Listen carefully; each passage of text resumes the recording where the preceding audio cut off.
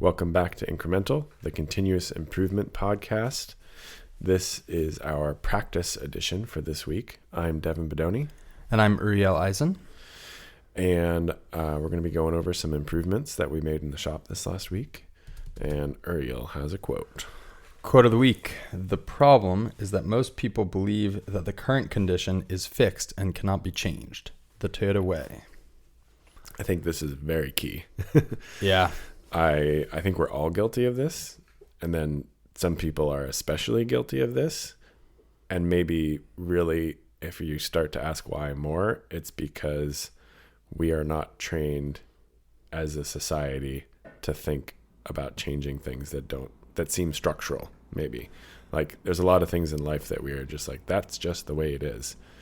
And we tend to cascade that through our work environments, our home environments, and just assume that it is how it is, and we shouldn't question in many ways. Yeah, I think that the habit is to ask why one time. Yeah. And Toyota recommends asking why 5 times. Right. And it's very powerful in that there's often a very good reason why you're doing something a particular way.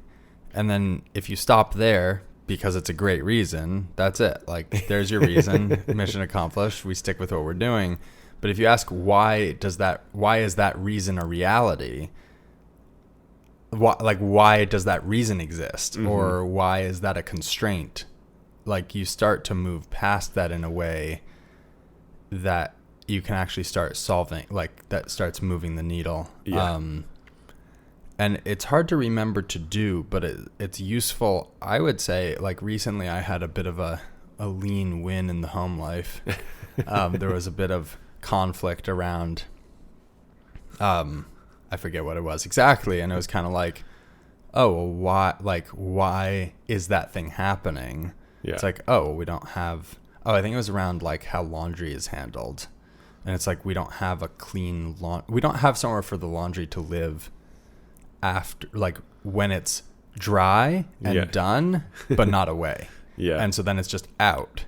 And so it's like, well, if we just have so we're just going to have a clean laundry bin and then hamper sort of thing. And that solves that problem. And that was only asking like why twice, I guess. Yeah. At the end of the day, if we got into 5 times, we'd probably redesign our whole house. But this house is highly optimized for laundry flow. Yeah, exactly. Where do you sleep? Oh, there's no place to sleep. Yeah. Just didn't make sense. Yeah. So, yeah, I think asking why 5 times is kind of the answer. But this is big, and I think it's important. Very transformative. Yeah, it's something that like my employees like have expressed that they find challenging. And I think it's something that many people find challenging to like think out. Like, I think many of us are taught to like improve. Not ask why. Well, I think we're taught to like improve and refine within the known constraints. And many people probably even like take comfort in the constraints to a certain extent. Like those are reliable boundaries. Right. And, when you sort of like blow those apart, I think cool things can happen, but also it can be really overwhelming for people. Like if you're like, okay, why do we eat at a table? And people are like, well, because you do. You're like, well, what if there were no tables? Like, maybe there's a better way to eat. And people are like, shut up. When I was in India, someone invited me over to their house, and it was in a city. Yeah. So, like, it wasn't, like, rural or anything. They were well off, and they did not have a table. Yeah. And it kind of blew my mind. Yeah. And I was like, oh, well, this did work. The food did get in my mouth. Yeah, and I just think, like, so anyway, I think my employees have expressed that like sometimes trying to like restructure the whole system is like hard for them to think about for good, I guess just for good reason. It's like when you blow the doors off, the doors are off. The doors are off. Yeah. The wind comes in. Yeah. It's a little uncomfortable. Yeah. I wonder if some of it also has to do with like blame to some extent. 'Cause I think like often that first answer, the second it's out of your control, it's not your fault. And I wonder. You mean it's like the system's fault? Like or something. I did what I could. Or like, oh, our stupid supplier did this again. And it's like, well, that doesn't help anyone just because you can sort of assign blame Yeah. away from yourself. One example that really stuck with me, I think it was in the Toyota way. Toyota had and I know we've talked about it here, but it's just such an interesting story. Toyota had a part that was coming in out of spec from a supplier. Yep. And they went to the supplier, and it was a very old machine that was making that part. And the author of the Toyota Way, I forget the author's name. Jeffrey Liker. That sounds right. Was basically like most companies would just tell their supplier, like, you need to get a new machine. Right. Or they'd fire the supplier or something. But what it turned out was that the job of running that machine was a really mindless, boring job. And so they had really high turnover. And actually the machine was old, but it still was just as good as new machines. And the way they ended up fixing the problem, like, they just kept asking why. Like, why do we have a bad tolerance? Why, Mm-hmm. And what they ended up doing to fix it was making the job more interesting. Yeah. And that was it. And then it fixed it because they had retention, and so they could do really good training, and the person stuck around and could make good parts. Yeah. Definitely blowing the doors off conventional wisdom. Yeah. Yeah, and it's really easy to just be like, oh, our stupid supplier isn't sending us good parts. We got to find a new supplier. Yeah. Fix it. Yeah. Yeah. So interesting. Want to hit us with some improvements? Yeah. So most of them, sometimes I feel bad that we're like kind of harp on the same things for a few weeks in a row, but I think it's just because that's the nature of our processes and that these things develop slowly. So most of it has to do with our new job board. So some of these are actually, most of these are just ideas that I wanted to run by you. I've talked about it before, but one of the big challenges with our process, because it's not a physical thing, because it's like a bunch of, there are physical aspects of the process that are easy to track in sequence because things can only be in one place at a time. Mm-hmm. And then there's all these informational aspects of the process that can be out of sequence up to a point. And so indicating those for good visibility in one place has been an ongoing struggle. So my initial plan with this new job board was to have basically be, well, it's a mix actually, but was to divide what was on the board in terms of like the categories for dependent processes, and then to have independent processes, for lack of a better term, just be checklist essentially on the actual traveler. It pretty quickly became clear that even though that is largely the case, it might make sense to have the complete checklist on the traveler, even though some of those things are easily indicated by sequence, like by placement on the board.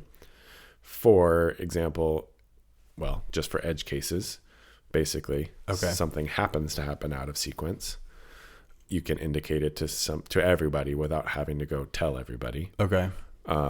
For repeat jobs, so if it's going to flow within the system, let's say like a repeat job comes back in, the stock's already there, it's already programmed, maybe the tools are even preset, but it still goes into the sequence of because it's a quote unquote Kanban system. But you need to be able to everybody needs to be able to know that like this one's here, but then as soon as the one in front moves, it can move because all the stuff is checked off already. Right. So I think that's going to be our next update. Interesting. To the system is having a complete checklist there as sort of like a backup information repository, sort of like, or like a communication tool, I guess is really what it is for anything that happens out of sequence. Right. Or that can't be indicated by the placement on the board. Yeah, that's very interesting. Does that make sense? I understand the challenge. I'm trying to wrap my head around it. Yeah. Yeah.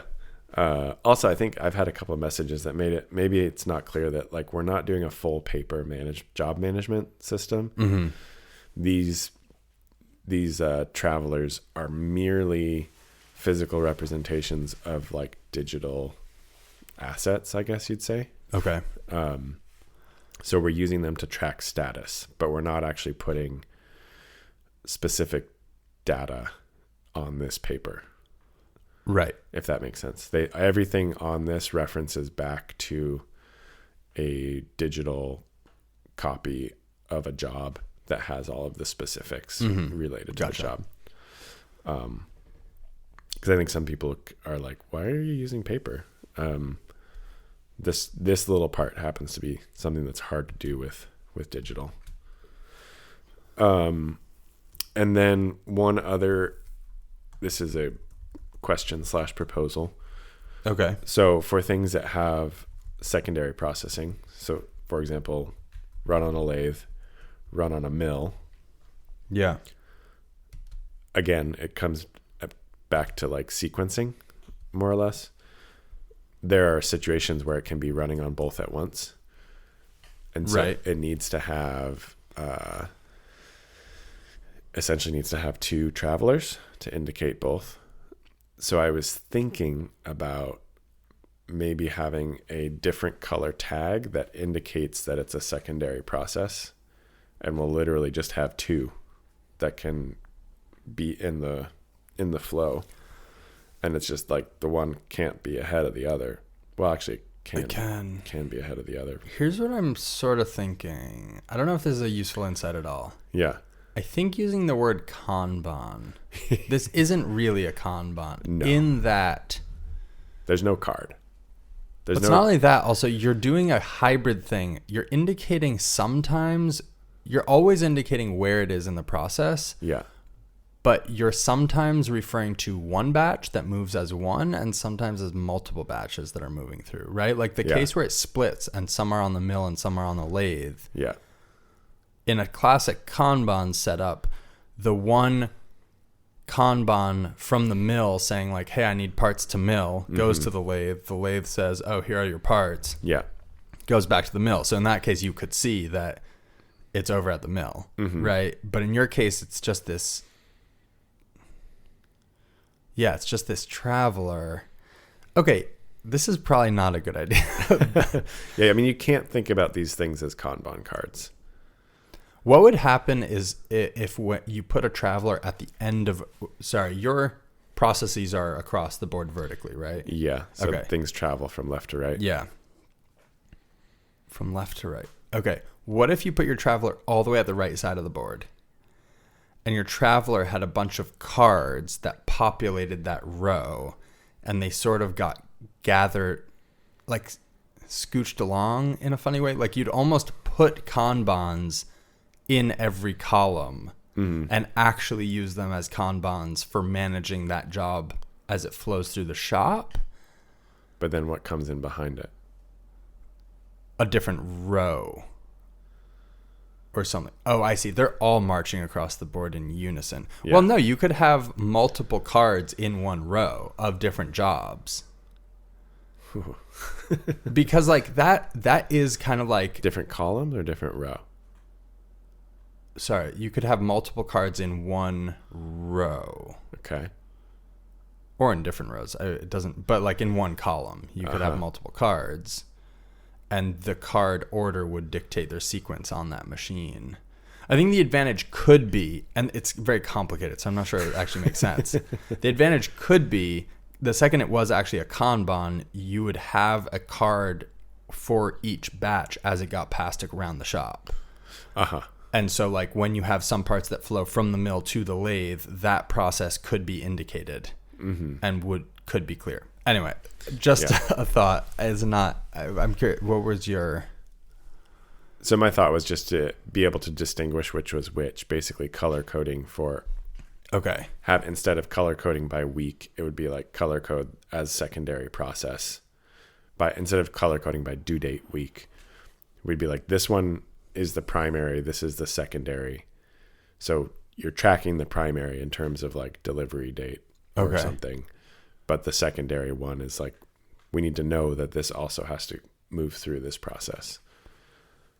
Yes. I just had a dumb idea. Okay. Blow the doors off. You know how there are those like lanyard retracting spools? I think yes. For like What would keys happen and- if you had one with two magnets on either end? So you could drop a magnet somewhere on a whiteboard and drag a string that pointed to a secondary. So you could show like an easily deployable, this will go there. And then pretty soon you have the meme of the guy explaining the Exactly. conspiracy theory. With strings all over connecting all the dots. Yeah. I like where you're going. I think maybe we can do that in a way that doesn't involve string. I want string. Yeah. Interesting. Okay. So a color indicating that it will go to a second process, basically. A color indicating that the second tag, kind of what you're talking about, a duplicate tag or duplicate traveler, is the secondary process. Okay, So gotcha. that you know that these aren't independent jobs. Right. Like, which you can infer based on job number and stuff and part number, but Less visually apparent. yeah, I think it would be good to have like a highlight of like, this is a, That makes sense. this is an also. Yeah. Hearing you say that also, it does seem like the real value here is visibility. Yeah, that's the whole point. Right. Yeah. So saying like you can get that information is sort of, you can also get it out of the computer, right? Sure. It's like, yeah, I feel like that should be always the driver, kind of, maybe. Yeah. Visibility should be the driver. I think so. Like at a glance, you're like, oh, that's that color. I know it's going to flow to another machine or something like that. Yeah, actually, really the way I should do this is that the secondary, what I'm calling the secondary process, the downstream process, that needs to be the quote unquote primary. Yes. That's that. pulling from the other. Well, and that like that's the key one where like the due date is scheduled because nothing can ship until that happens. And the other one is merely a feeder. Mm-hmm. And what does that change? Which one is the out of standard, as it were. Gotcha. Yeah. It's almost like it has to take another stop after the saw. Mm-hmm. Instead of... Yeah. That makes sense.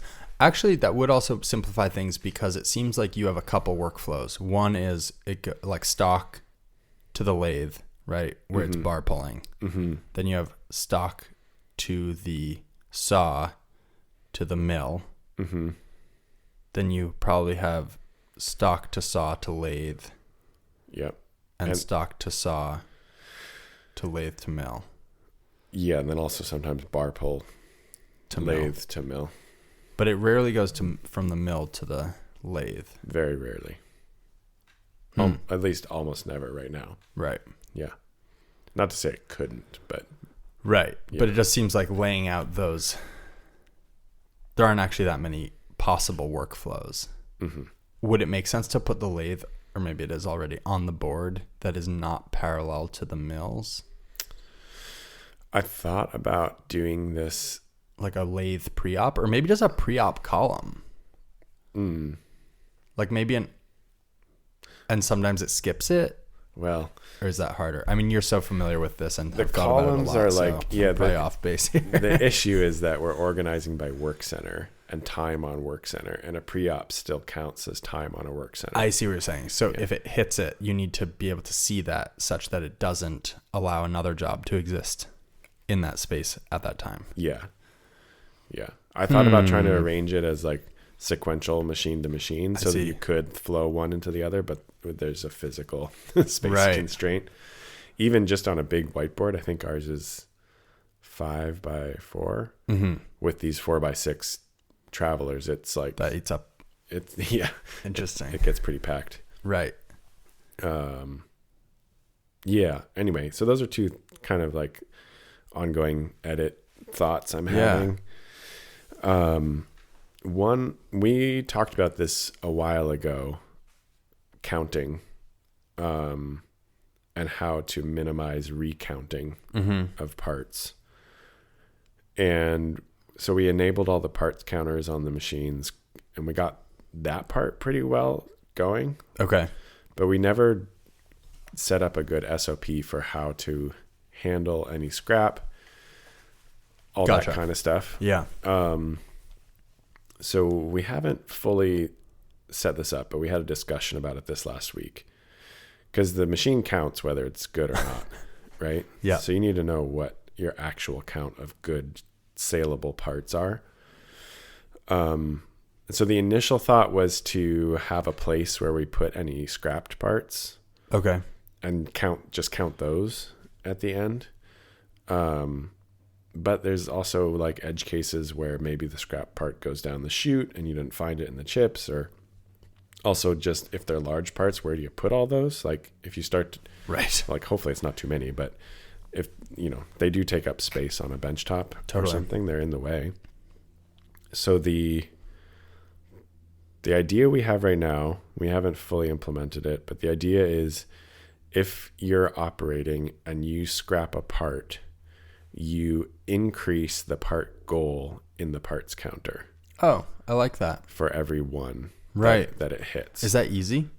Yeah. Nice. Yeah, you can't do it in cycle. Or on Gotcha. the Brothers, you can't do it in cycle. I think on the Fanuc, on the lathe, you can. Just so, if that's a permanent, this needs to be changed.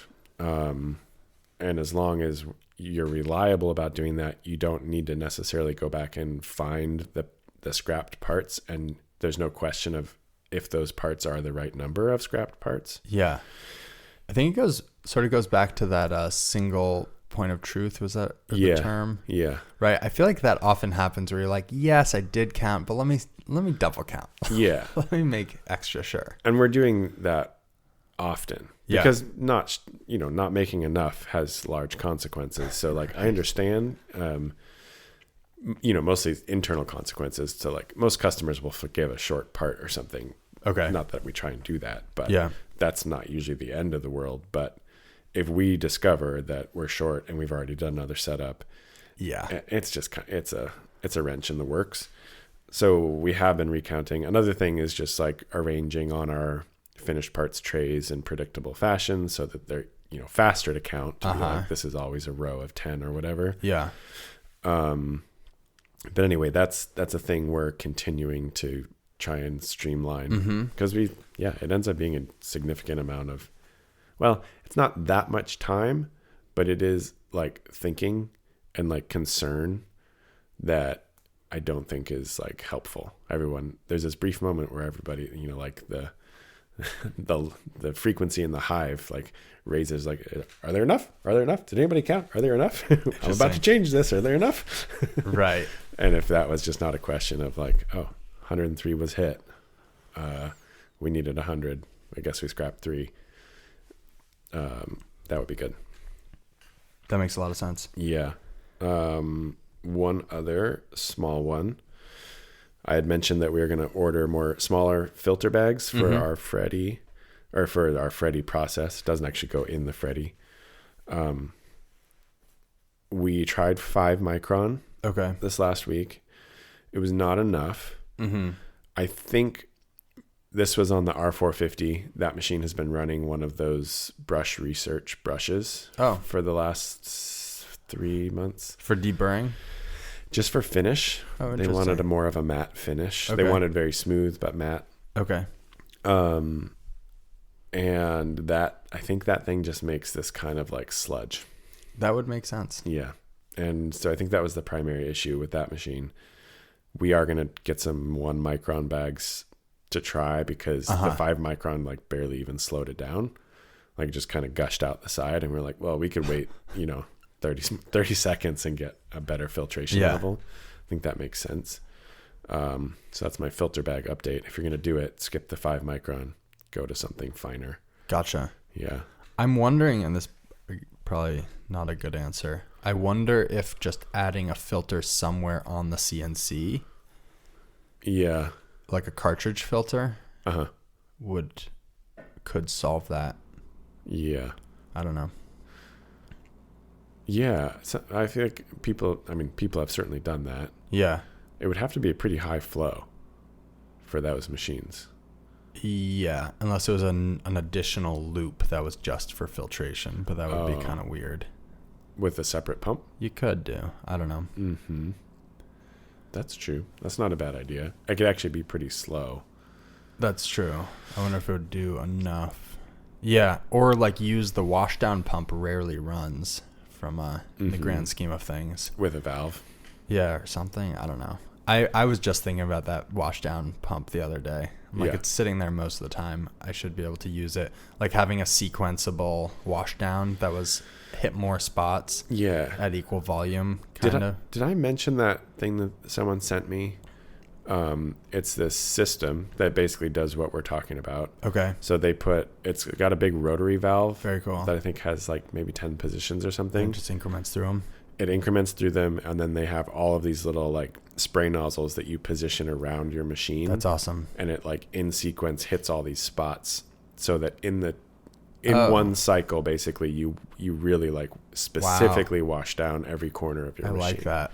Yeah, it makes a lot of sense. I think you could probably get away with just like 2, maybe. Right, not 10. Yeah, like, Interesting. Like a front half of the machine that's like uber wash down, and then a rear half that's uber wash down. Right. And would be worth doing. I would say once I was going through the trouble, I would probably put a bunch. I see the temptation, I guess is what I'm saying. Yeah. Of like, well, if we're doing this, we're doing this. I think that's very cool. I'd love to see who's doing that. Yeah, I'm trying to remember. It's a company up in Canada, I think. And do they build the valve? I think so. Okay. I just skimmed it on my phone, and I was like, this is a good concept. Yeah. I'm not like going to rush out and buy theirs necessarily, although maybe I will. Yeah. I think they're built for plug and play in a Haas. I'm not sure if they would plug and play in our machines. Gotcha. Where are we going with that? Oh, filtering. Mm-hmm. But yeah, if you were to have one of those 10 could just be a loop, a filter loop. Yeah, exactly. Yeah. You might need to do, like, so you didn't use up all your IO, do this thing on a little PLC that just got triggered once, and then it ran a loop. And that loop would be, whatever, a 2-minute thing or something. Brother does sell a PLC IO extension that gives you a whole bunch for like a few $1,000s. And it's a few $1,000s, but it is so tempting. Yeah, I mean, if it's really plug and play. I haven't done a ton of research into it. Yeah. Someone just mentioned it to me. Right, because like right your now, typical industrial PLCs, what, like $300 to $1,000 or something? Gets you a bunch more. But it's not, that's not, I guess what I'm saying is like, that's not orders of magnitude cheaper. Oh, yeah. I mean, $300 is, but but if this just like literally plugs in and the machine's ready to. And you have like 65 more. 65. I might be exaggerating. Maybe it's 8. I don't remember what it was at all now that I said that number. Maybe I was hoping it was 6. Anyway. I bet it's a duplicate of what they already have. Okay. Which is right now my flip station gripper is wired to the same IO as my mist eliminator, which works fine, which is why I did it, but it's a little, I don't know if janky is quite the word, but kind of silly. Yeah. As the flip station's going, it moves around. That's funny. Yeah. You want to jump into some stuff? Yeah. We sort of fell off doing the 8 lean wastes, but I'm just going to rip through them because I feel like I need them in my head and it's useful. So overproduction, overprocessing, excess inventory, defects, transportation, wasted motion, waiting, wasted human potential. So those are the 8, helpful throughout the day to just like get in the habit I've found of just sort of thinking, what are the wastes here? What are you smiling about? We need to have like a confessional. What is your lean waste of the week, son? Well, I was talking earlier about lean in the home. Yeah. And my partner has taken to saying to me like, "Oh, that's not very lean," which cracks her up. So that's good. Yeah, I mean, she told me that she figured out the secret code to get you to do anything. Just say like, it is lean. Be more lean this way. She's often right, which is a bummer. But well, if you're looking at the whole system, it's great. That's true. The success of the system thinking. Yeah. So I mentioned last episode, reprogrammed how we're making the soft jaw blanks. Really excited about how that's going to play out in the shop. I just feel like once I put my finger on it, I mean, it did take me like I don't know, 4 hours to finally get a part that I was happy with. And, yeah, anyway, so it was. So what's that spreadsheet out to? Like, what did it used to take you to make one set, including the changeover and stuff? It wasn't about what it actually took me. It was about the pain in the ass factor that made me not do it, I think, is more what I'm saying. Well, pain in the ass usually corresponds to time in some way or another. It was time and uncertainty. So every time I would find the file again on the computer because I just wanted to make sure. I don't love those, we've talked about this, but the Mighty Bite, what are they called? Talon grips. Talon grips. They are designed to be low profile, but like in the orange vise, they have the Mighty Bite, jaws. Yeah. Sometimes I want more, and I don't have more grip. Yeah. Like especially if it's on a sawn end that isn't perfectly even. Yeah. So I was always a little bit worried that it would like jump up and wreck my spindle. Anyway, so it was just more that I just like would hesitate to make more. The time I would say is about the same right now, but the changeover time was a lot longer. Right. Is that what you're asking for? Yeah. Yeah. The changeover. So I don't know. I should spreadsheet it out. That's a good point. I was just curious how long your 4-hour payback is. It's already paid back in my mind. It's just like such a stress off of like. I don't need numbers when it feels good. Okay. Exactly. No, like before, like if we damaged a set of soft jaws, I would try to like buff out a dent or something like that. That was, deforming our whatever, like cosmetically damaging our parts. I'd like take the time to sand them out. I might still do that, but a lot less. Like I'm not gonna mess around with that as much as just like, all right, pop another set in there. Right. Like on my list now is having all of our production parts, not just Kanban, like our gripper fingers. I don't just want them Kanban. I was thinking about getting SD cards and just loading the 3D printed files on them and putting that on the Kanban card. So you just walk it over to the 3D printer, plug it in, and print. Right? It's not like that idea.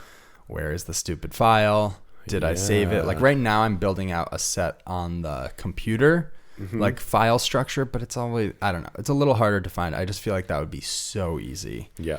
Walk it over to the 3D printer, plug it in. So.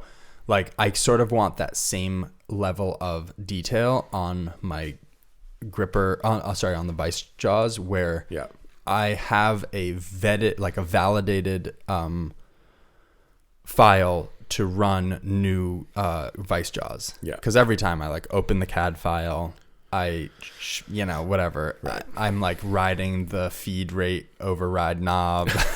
You know what I mean? Like, it's just like, it's not dialed and I know it. And so when I open it, I don't just have the confidence to like do the setup, which is documented. Like right now it's not documented. Yeah. Yeah. So I think sort of that whole world of just like, you don't have to think to make this happen. Right. And I haven't cleared that barrier yet, but that was like a huge step to get there of just like, good fixturing, one and done. You put a part in, you get a vice jaw blank out. Right. Anyway, it took me an embarrassingly long time to like come to sort of like to stop optimizing my programming for stuff like that.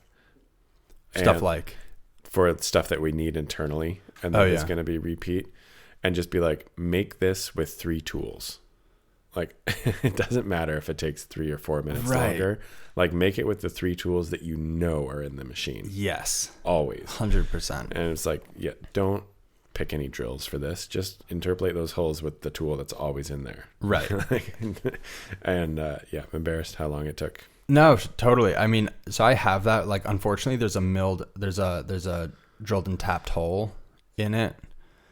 So I have to load a drill and a tap. Yeah. But I know the positions. I really should have dedicated tool holders on a setup tray for making soft jaws. Yeah, especially since it's always the same drill and tap. Yep. Yeah. So you could even, it'd be nice to have the tool holders, but you can even just, in lieu of that as a starting point, just put the drill and the tap on the setup. That's true. So that like all you have to do is find a collet and a holder at that point. I already have them dedicated. They're just not on a tray. That's not always true. I just have had them dedicated because it's like one of the only holes I drill and tap. I mean, you're doing this stuff all the time, right? So it's like, yeah. So that's one I'm very excited about.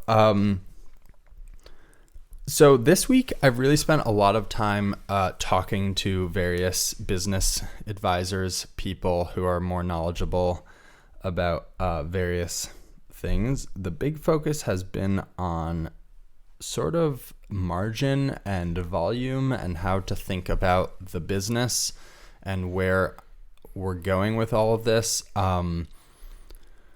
As I've mentioned a couple times, we've gotten some like RFQs for much larger numbers, requests for quote on, much larger volumes of buckles, which is great. That has come with a lot of pressure to get our price down from the customer's perspective. Mm-hmm. And so the question is, like spreadsheeting it out, the question is how much margin can you drop or can you sacrifice to make that deal happen? Yeah.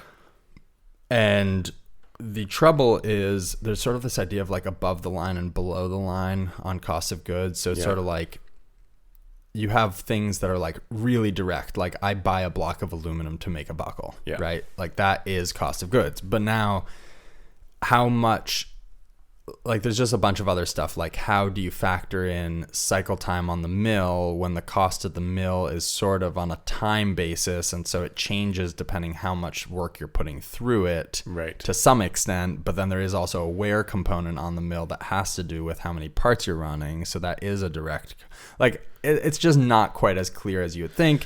Then there's stuff like, I mean not you, but just one at first blush, first pass, you're kind of like, this seems simple. Then there's a question of like customer acquisition cost. So if you have a much lower customer, like if someone's buying whatever, 10,000 buckles and they took as long to make that deal as someone who buys 100 buckles, mm-hmm. then there's obviously a large savings in just like managing the relationship as a cost per buckle, like as it boils down to cost per buckle. So but like sort of spreadsheeting that out and figuring out exactly how you want to play that is, it's hard. Yeah. Just like you can plug in all sorts of numbers.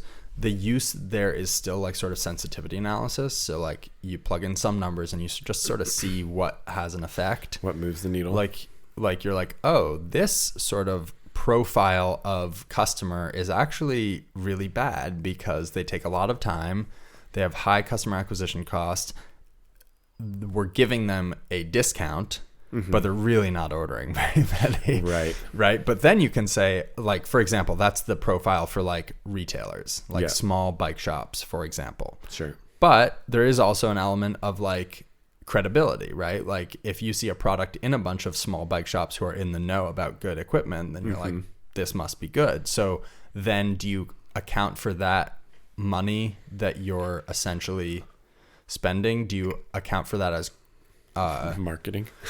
You can, right? Like a lot of people say if you include a sticker or a t-shirt in a package, you don't account for that in your cost of goods. You account for that in your marketing spend, right? Like this is not, but it's all sort of this like soft, there's no like hard and fast rules for it. Very fuzzy.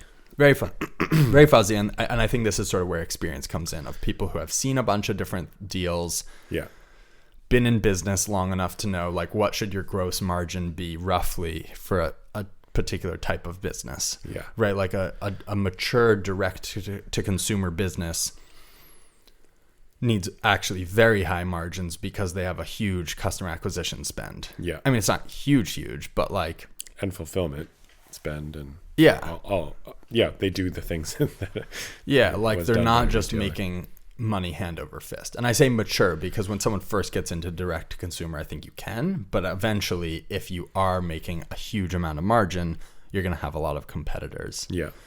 And then everyone's it's going to normalize to like, your 15 to 20% profit overall, net profit.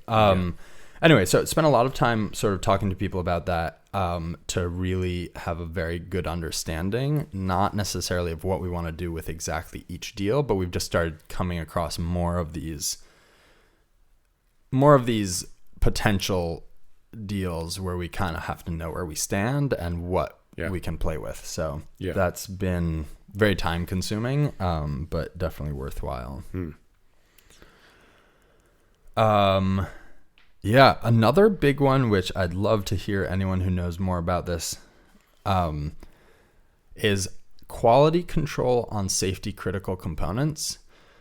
So like our buckles are not load rated because there's a huge difference between like this one buckle went to this load before breaking versus like we are making a statement that every buckle that ships is going to be able to do that. So like we don't test every batch of aluminum that comes in the door. Like we don't have a test lab that takes a sample and does a tensile test and a hardness test and a right. So like there's that. We don't test every batch of webbing to make sure it's equal to the previous batch. We don't track every batch of aluminum that comes through the door. We don't track which products it ended up shipping out as.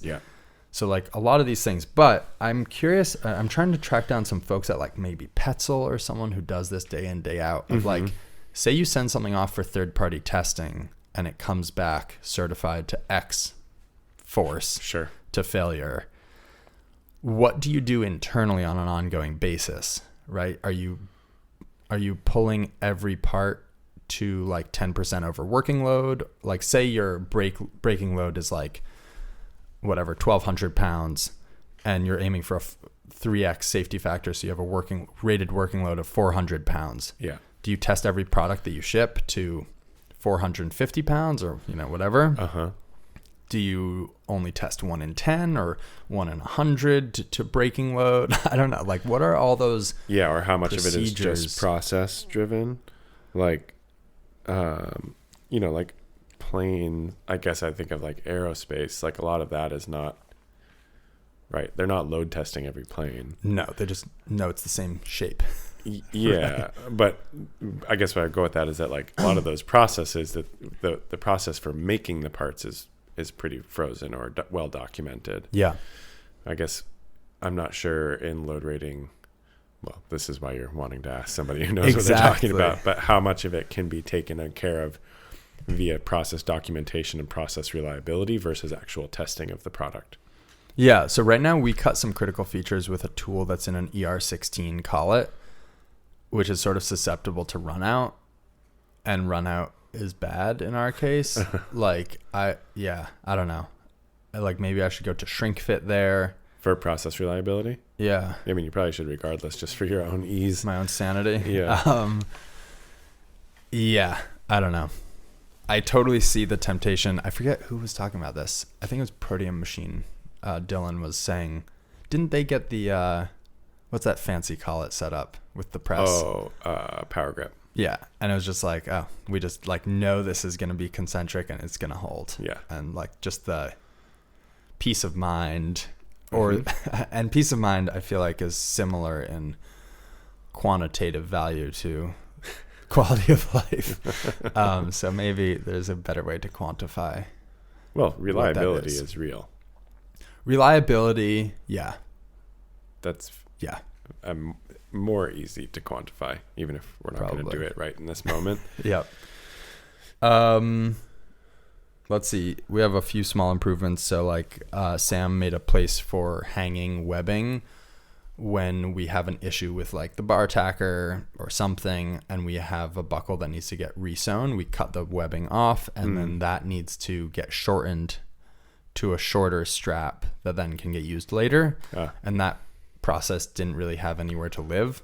And so there was just like a pile of like miscellaneous shorties that you had to sort of sort through. And the result was they didn't really get used very much. And now there's just like a clear, visually clear place to glance up and see if there's the strap you need. Did you ever go back and change your cutting process, or is it still the same as it was before? We built a new webbing rack. And that's helped some, but no. We haven't. You're still using the gun.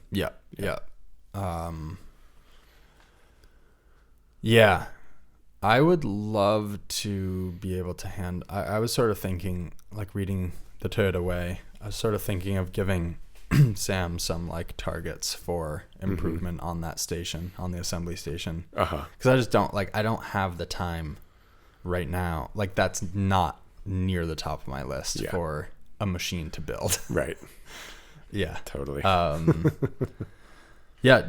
Been doing a bunch of 3S stuff. We sort of fell off our doing an hour a day of improvements. Yeah. I sort of realized last week. So we're trying to get back on that because it's really, really helpful.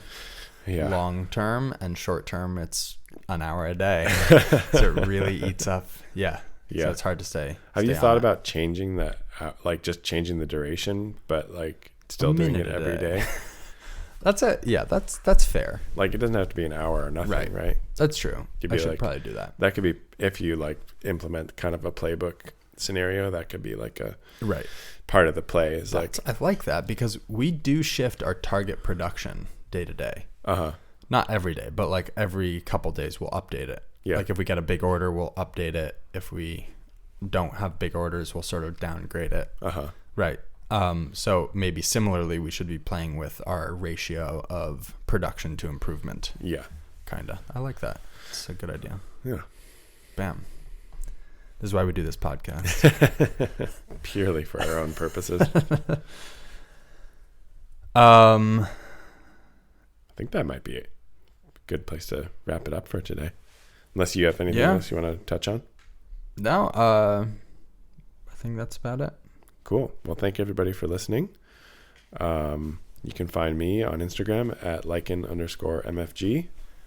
And you can find me at austere_manufacturing and the podcast at Incremental CI.